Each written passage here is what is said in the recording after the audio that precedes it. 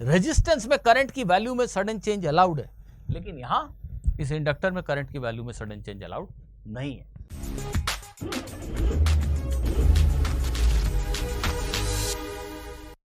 आज के इस वीडियो में मेरी बुक से इलेक्ट्रोमैग्नेटिक इंडक्शन चैप्टर के ऊपर लिए गए ये 2 क्वेश्चन हम करेंगे। दोनों ही क्वेश्चन आपको मजेदार लगेंगे। हालांकि ये बहुत कठिन क्वेश्चन नहीं है, पर ट्रिकी जरूर है। आइए देखते हैं हमारा आज का पहला question. A rectangular conducting loop PQRS is kept in XY plane with its adjacent sides parallel to X and Y axis. PQRS is a rectangular loop. It is kept in XY plane. इसके sides जो हैं वो X और Y axis के parallel है। A magnetic field B is switched on in the region which varies in position and time according to this equation. गौर किया जाए, इस पूरे इलाके में एक मैग्नेटिक फील्ड है और ये magnetic field B naught sine k y minus omega t k cap, मतलब मैग्नेटिक फील्ड जेड एक्सिस के अलोंग है और वो वाई कोऑर्डिनेट बदलने के साथ बदल रही है और टाइम बदलने के साथ भी बदल रही है। ये मैग्नेटिक फील्ड कैसी है भाई? ये वाई कोऑर्डिनेट बदलने से भी बदलती है और टाइम बदलने से भी बदलती है। गौर किया जाए तो बड़ा कठिन लग रहा है। It was found that the EMF induced in the loop is always zero. Oh, this magnetic field is time changing. Time changing magnetic field में एक लूप रखा है, तो हमने पढ़ा है कि यार फ्लक्स बदलेगा तो EMF इंड्यूस होगा, पर क्वेश्चन कह रहा है कि नहीं, it was found that EMF induced in the loop is always zero. Express the length of the loop in terms of constant k and omega. इस लूप की लेंथ L बताइए in terms of constant k and omega. Video pause कीजिए, खुद से try कीजिए, थोड़ा सोचिए, tricky है, मजा आएगा। आइए मैं सॉल्यूशन करता हूं। ये मैग्नेटिक फील्ड कैसे बदल रहा है इस पे ध्यान देना बड़ा जरूरी है। किसी टाइम, फिक्स टाइम टी पे अगर बात करें, मान लो टाइम 0 पे, at t is equal to 0 की बात कर लेते हैं। The magnetic field is B naught sine k y k cap. थोड़ा वेव की इक्वेशन जैसा लग रहा है ना, वहीं से क्लू आएगा। अब रुकना चाहते हो रुक जाओ। टाइम 0 पे, टाइम 0 एक जस्ट एक कन्वीनियंट टाइम है, टाइम 1 2 3 कुछ भी लिख सकते हैं। टाइम 0 पे ये मैग्नेटिक फील्ड का वेरिएशन है। इसका मीनिंग ये हुआ कि जब मैं ओरिजिन से चलना शुरू करता हूं तो मैग्नेटिक फील्ड का अगर ग्राफ प्लॉट कर दूं वाई एक्सिस के अलोंग, तो मैग्नेटिक फील्ड कुछ ऐसे बदल रही है, साइनोसोइडली चेंज हो रही है, जिसका एम्पलीट्यूड बी नॉट है। यहां से जैसे जैसे आगे बढ़ता हूं, देखिए वाई कोऑर्डिनेट बदलने से वाई 0 पे मैग्नेटिक फील्ड 0 है। मैग्नेटिक फील्ड का डायरेक्शन z डायरेक्शन में, ठीक है, हम यहां पे सिर्फ मैग्नीट्यूड को प्लॉट कर रहे हैं। अब मैं यहां से जैसे जैसे आगे बढ़ता हूं, मैग्नेटिक फील्ड की स्ट्रेंथ बढ़ती है, एक जगह पे ये मैक्सिमम होती है, फिर घटते घटते घटते घटते यहाँ पे 0 हो जाती है, फिर ये डायरेक्शन चेंज करती है, अब निगेटिव z डायरेक्शन में हो गई और इसका मैग्नीट्यूड बढ़ता बढ़ता बढ़ता यहाँ आते आते मैक्सिमम हो गया, फिर घटता घटता घटता 0 हो गया। ऐसा हो रहा है किसी एक टाइम पे, राइट। अब आप सोचो कि ये जो लूप है, इसकी जो भी लेंथ है L, इस लूप के अंदर अगर मान लो 1 मिनट बातचीत में आसानी के लिए कि ये लूप यहां से यहां तक है, ठीक है, ये लेंथ है L। दैट मीन्स इस लूप में यहां मैग्नेटिक फील्ड 0 है, निगेटिव z डायरेक्शन में बढ़ता बढ़ता बढ़ता यहां आते आते मैक्सिमम हो गया, फिर यहां आते आते 0 हो गया, और फिर आगे बढ़ते बढ़ते पॉजिटिव z डायरेक्शन में मैक्सिमम हो गया, और फिर यहां आते आते 0 हो गया। 1 मिनट के लिए मान लो ये लूप की लेंथ है और यहां से यहां चलते समय मैग्नेटिक फील्ड कुछ इस तरीके से बदल रहा है। तो क्या समझे, इस समय पे आधे लूप में, इस आधे हिस्से में अगर मैग्नेटिक फील्ड डाउनवर्ड को आप निगेटिव फ्लक्स लेते हो तो फ्लक्स निगेटिव है, और बाकी के आधे हिस्से में ये फ्लक्स पॉजिटिव है। समझ पा रहे हो? इंटीग्रेट करने की जरूरत नहीं, अगर फ्लक्स लिखना हो तब तो रियल में इंटीग्रेट करना पड़ेगा, एक स्ट्रिप लेके ऐसे, पर क्यों करें, ऐसे कॉमन सेंस से समझ रहे हैं। मैग्नेटिक फील्ड का वेरिएशन यहां से आधे दूरी तक ऐसे, उसके बाद आधे दूरी तक ऐसे, डायरेक्शन चेंज, तो अगर आधे हिस्से में फ्लक्स पॉजिटिव तो आधे हिस्से में उतना ही निगेटिव। तो नेचुरली इस वाले लूप के थ्रू, इस जो रेक्टेंगुलर लूप है इसके थ्रू नेट फ्लक्स 0। समझिए बात को। अब टाइम की कोई भी वैल्यू ले लो, इसको अगर मैं 1 मिनट वेव बोलूं, इसको वेवलेंथ बोलूं, ये लैम्डा बोलूं, ये लैम्डा तो सेम ही है। अगर मेरे लूप का लेंथ ऐसा हो कि इसके अंदर, इसको अगर वेव बोलूं, वेवलेंथ या 2 पूरे वेवलेंथ या 3 पूरे वेवलेंथ या 4 पूरे वेवलेंथ, ऐसा कुछ भी आ जाए तो इसके थ्रू फ्लक्स हमेशा 0 होगा। सोच के देखो, टाइम कुछ भी हो तो इसके थ्रू फ्लक्स 0 मतलब 0, it's not changing. If it is not changing then there is no question of any EMF. बात को समझिए। तो नेचुरली हमारी जो लेंथ होनी चाहिए वो लैम्डा, 2 लैम्डा, 3 लैम्डा, 4 लैम्डा, ऐसा कुछ भी होना चाहिए। What is lambda? लैम्डा आप सभी समझते हैं, this k can be written as 2 pi by lambda. So lambda is 2 pi by k। तो L की जो वैल्यू है वो लैम्डा मतलब 2 pi by k into n लिख दे रहा हूं, यहाँ n की वैल्यू 1 2 3 4 5 कुछ भी है। तो यहां से आपको मिल गया बेटा L की value. Express length L in terms of k and omega. Omega नहीं आएगा इसमें, सिर्फ k ही आएगा। And this solves the question. अगर इस लूप की लेंथ इतनी हुई, समझने की कोशिश करो, तो जो फ्लक्स है वो उस लूप के थ्रू हमेशा 0 ही रहेगा। और अगर फ्लक्स 0 है मतलब कांस्टेंट है, नहीं बदल रहा है, तो उस पूरे लूप में जो ईएमएफ है वो क्या होगा? 0 ही रहेगा। तो वेव के अंडरस्टैंडिंग को उसके साथ कंबाइन करके कुछ बना दिया क्वेश्चन। ठीक है, चलिए एक क्वेश्चन ऐसा है, ये तो आप में से बहुत सारे लोग कर लेंगे, और हो सकेगा तो मैं हिंट देके छोड़ भी दूंगा, आप खुद कीजिए। In the circuit shown the switch S has been closed for a long time. Actually originally the switch is close, switch बंद है काफी समय से, and then it is opened at time t is equal to 0। Time 0 पे इसको switch को खोला गया। पहले ये बंद था, टाइम 0 पे इसको खोला गया है। Find the current through the inductor just before the switch is open. अब इस स्विच खुला नहीं है, आपको इस सर्किट में इंडक्टर के थ्रू करंट बताना है। पहला question, find the current I a long time after the switch is open. Switch खोलने के लंबे समय के बाद आपको करंट बताना है। कौन सा करंट? ये वाला करंट, ये I है। इस करंट की वैल्यू बताना है a long time after the switch is open. Find current I as a function of time after the switch is open. Switch खोलने के बाद टाइम के फंक्शन में करंट I को लिखिए। Also write the current through the cell as function of time. इस cell के through भी करंट को टाइम के फंक्शन में लिखिए। ये क्वेश्चन है, मैं फिर से स्क्रीन से हट जा रहा हूं, आप एक बार स्क्रीनशॉट लीजिए। जस्ट एक प्रैक्टिस के जैसा इस क्वेश्चन को कीजिए, पर कीजिए जरूर। आप में से अधिकांश लोग, मेरा मानना है कि कर पाएंगे। मेरे चैनल पे तो सब अच्छे ही बच्चे हैं, कर लेंगे। चलिए, जिनसे अगर नहीं हो पाया तो उनको मेरी बात थोड़ी सी सुननी चाहिए, अगली बार से होने लगेगा। पहले पार्ट के लिए हम मानेंगे कि ये स्विच अभी बंद है।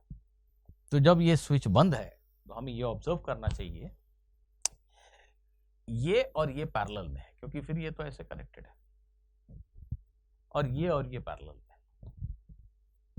नहीं, स्विच काफी समय से बंद है, तो जो भी करंट वगैरह है वो स्टेडी हो चुका है।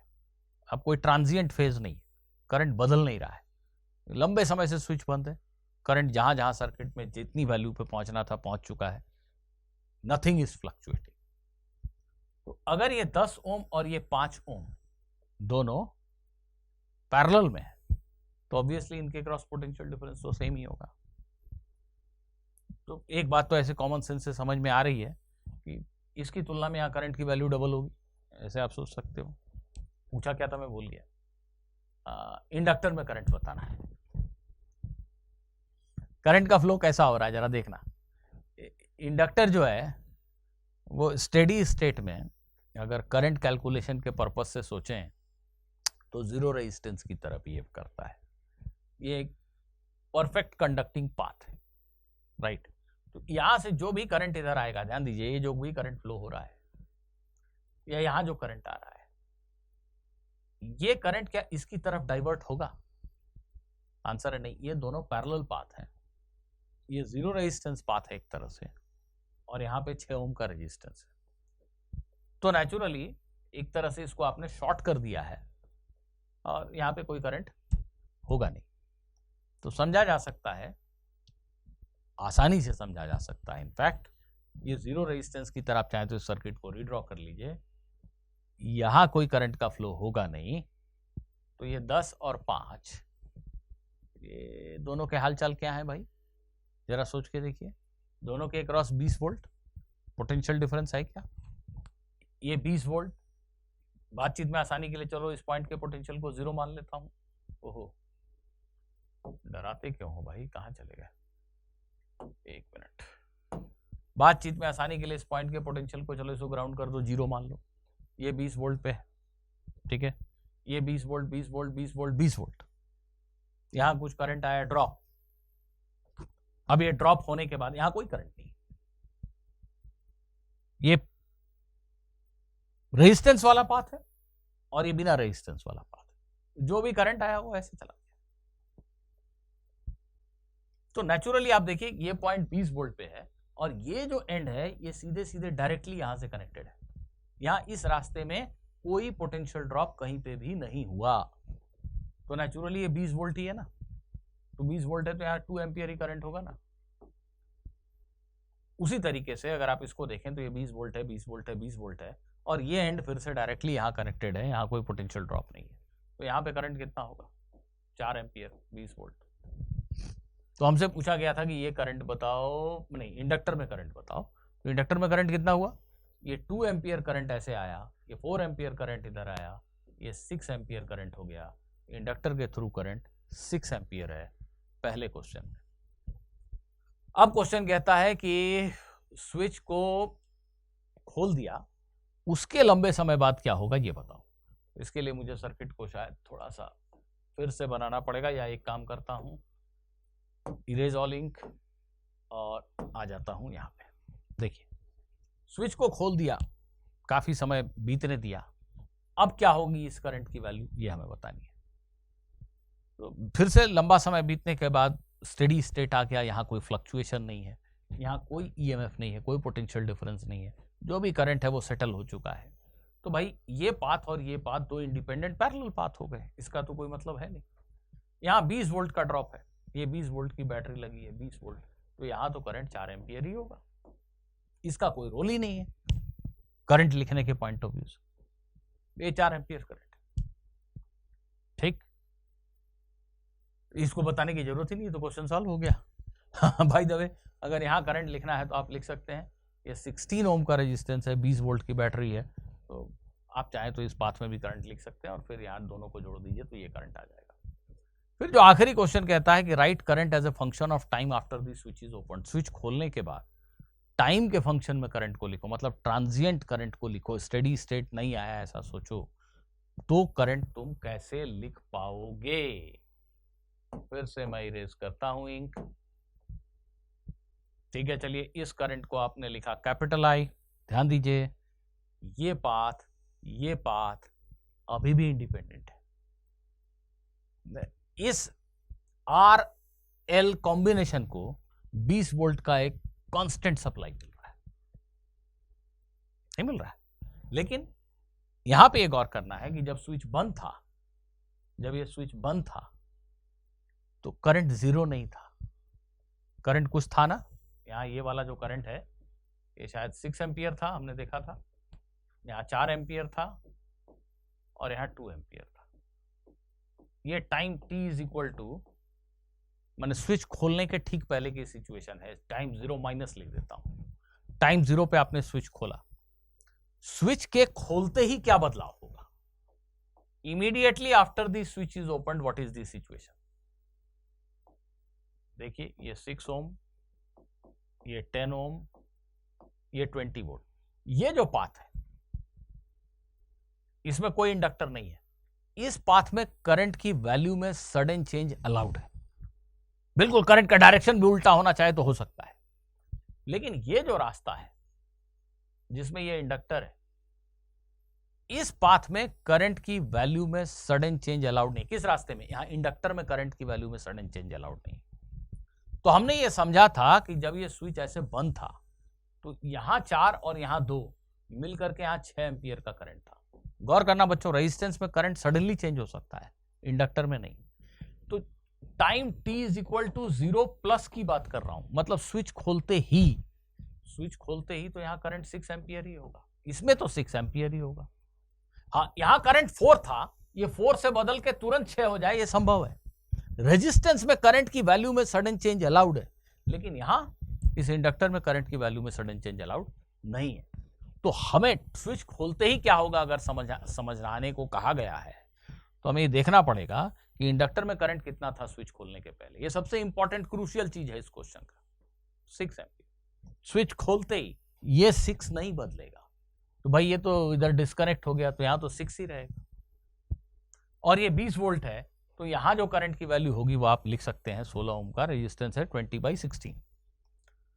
पर अगर मुझे इस करंट को टाइम के फंक्शन में लिखने को कहा गया है, तो एक्चुअली में सर्किट के इस हिस्से से मुझे कोई लेना देना है ही नहीं। ये दोनों इंडिपेंडेंट पैरेलल पाथ हैं, और मैं इसको हटा दूं तो ज्यादा खुश रहूंगा। ऐसा सर्किट है जहां पे टाइम 0 पे करंट 6 एम्पियर था। अब करंट टाइम t पे आई हो गया, राइट? तो उस करंट को टाइम के फंक्शन में आप कैसे लिखेंगे, ये मैं अब आपके लिए काम छोड़ देता हूं। जो नॉर्मली हम क्वेश्चन बनाते हैं उसमें टाइम 0 पे इंडक्टर में करंट 0 होता है, यहां पे 6 एम्पियर का करंट है। That is the major difference between what you usually do and this particular question. तो बहुत डिफिकल्ट नहीं है। अगर आपने LR सर्किट में करंट के ग्रोथ का डेरिवेशन ठीक से पढ़ा है, तो छोटा सा जो डिफरेंशियल इक्वेशन बनता है वैसा ही इक्वेशन यहाँ पे बनाइए। जो लिमिट रखेंगे टाइम 0 पे करंट की, वो 0 नहीं लिखनी है, वो 6 लिखनी है। बस इतना ही बदलाव है आपने जो पढ़ा है और इस क्वेश्चन में। तो वो इंटीग्रेशन करके आप खुद से इसको सॉल्व करने की कोशिश कीजिए, और आंसर अपना जरूर कमेंट सेक्शन में डालते चले जाइए। चलो बच्चों, मिलते हैं अगले वीडियो में किसी और कॉन्सेप्ट, किसी और क्वेश्चन के साथ। Good bye.